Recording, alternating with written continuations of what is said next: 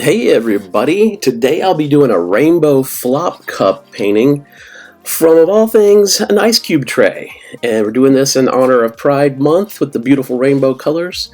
You see here I'm layering the ice tray with my colors from warm to cool. I wanted to do this in honor of Pride Month and hopefully do a painting that symbolizes the joy and festivities and festival and celebration that Pride Month is all about.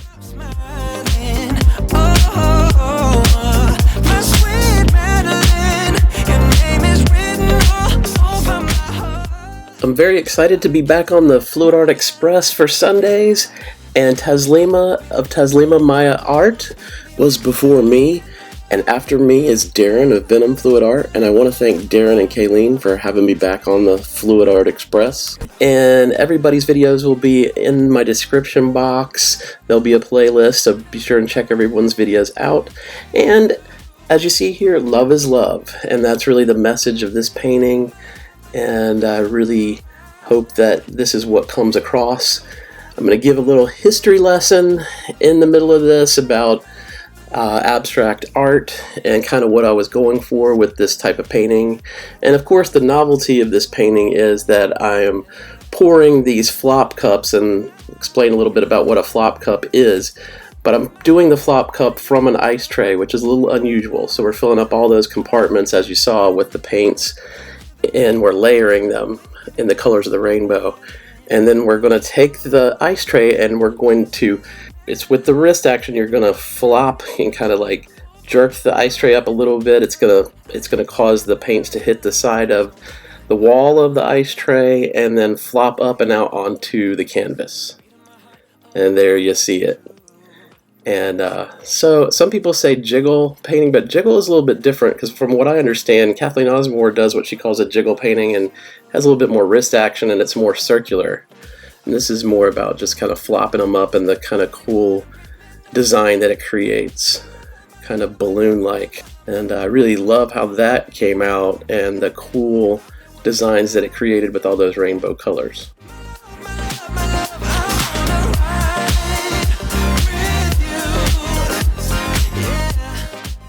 Now the idea behind this flop cup design and where I'm going with it is, after I've done the initial design that you see, I decided I needed some more color, so I poured another cup to do a flop cup out of, because I'm going to spin this around and try to stretch the design out, and I thought I might lose too much of the cool stuff that I had, so I wanted some more color on there. But I kind of liked this initial pour. Sometimes you just got to leave stuff alone. But I do like what I got in the end. But anyway, so I'm off camera, I'm pouring another cup in the same order that you saw that I did the ice trays. Because I'm going to spin this to open up the design, but then I'm also going to have to tilt off a little bit to get some of the paint off, because as you know, whenever we do these pours, you can't have too much paint left on the canvas or you'll get cracking when it starts to dry. So that's what you see me doing there. But now it looks like I have these kind of big Technicolor tadpoles on my painting, but I still like it. It's still pretty cool and unusual, and I love what these paints do, and I'll get you in on it and you'll see a lot more close-ups as this video goes along. But for now, we'll just spin a little.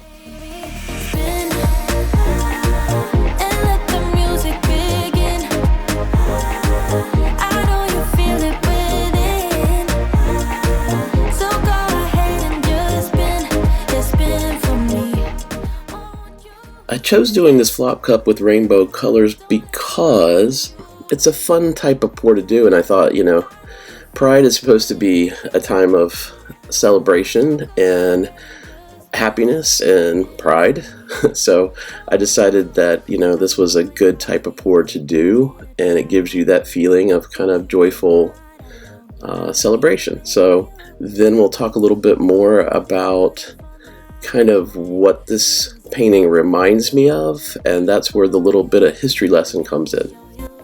Also, I kind of mixed my pearl cell recipe that I've talked about in a previous video where I did another flop cup, and I'll leave a link up in the right hand corner if you wanted to catch that video. But I'm gonna reveal kind of what I use to make my pearl cells, and it has no GAC 800, and it's just another way to create the pearl cells, and it's really just 2 ingredients. So stay tuned for that a little bit later.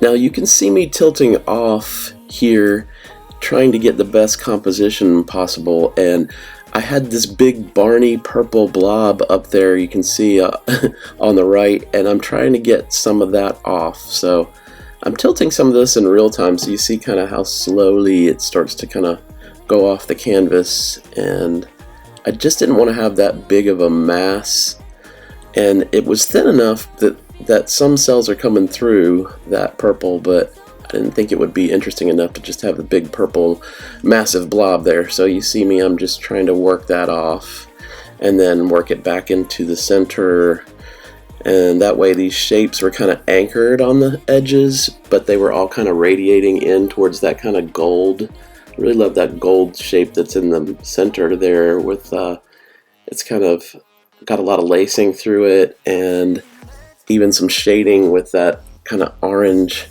hitting the back side of it.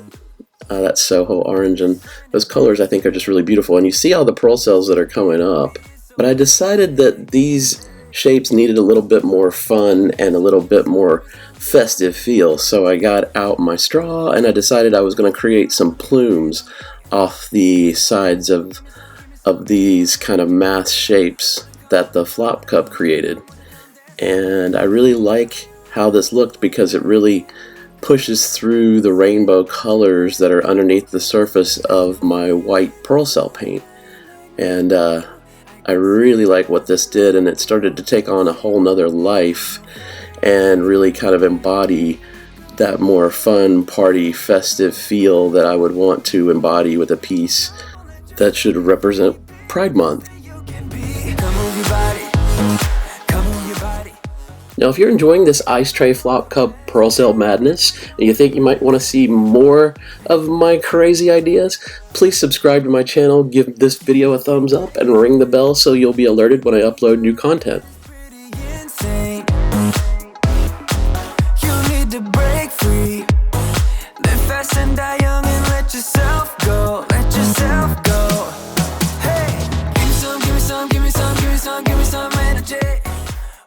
Now, as I was blowing these shapes out into these kind of feathery like plumes, I started thinking, it was kind of bugging me, this reminds me of some other abstract art or artist's paintings.